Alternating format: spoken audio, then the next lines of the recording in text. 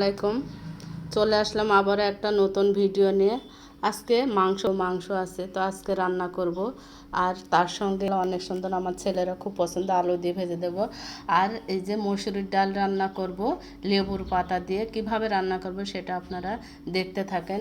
তাহলে মাংস কুটে ধুয়ে এবার পরিষ্কার করে রান্না করার জন্য রেডি করে রাখি। মসুরির ডাল লেবুর পাতা দিয়ে রান্না করব, তার জন্য পেঁয়াজ দিয়ে দিই।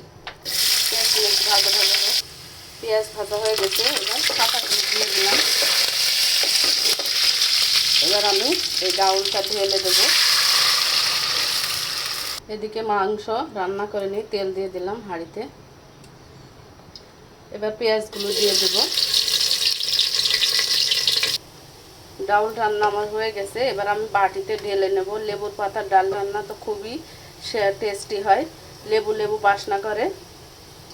ডালটা ঢেলে নিলাম, হয়ে গেল আমার লেবুর পাতার ডাল। মাংস রান্না করার জন্য এখানে পেঁয়াজটাও হয়ে গেছে। এবার আমি এই মশলাগুলো সম্পূর্ণ ঢেলে দেব, দিয়ে এবার মশলাটা আমি কষিয়ে নেব। মশলা আমার কষানো হয়ে গেছে, আমি এবার এই মাংসগুলো ঢেলে দেব। এবার ভালো করে আমি কষিয়ে, হেভি টেস্টি হয়, অনেক নরম হয় মাথার মাংস।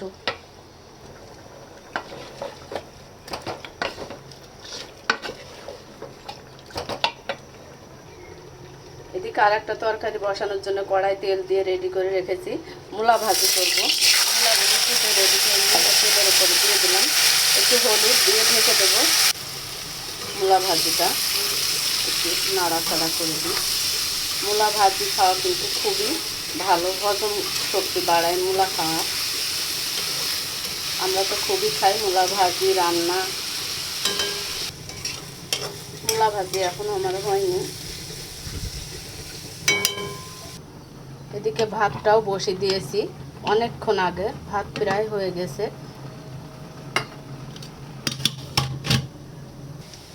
মূলা ভাজি আমার হয়ে গেছে, এবার আমি উঠিয়ে নিই বাটিতে।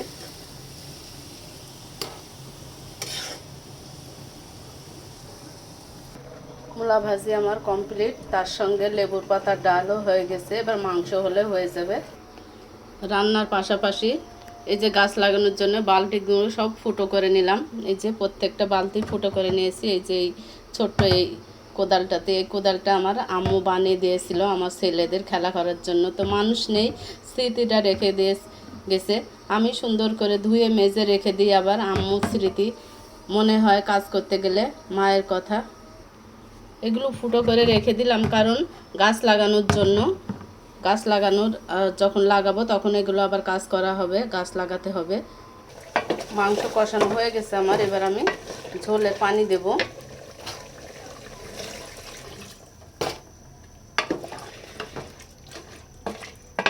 এবার একটু সিদ্ধ হোক।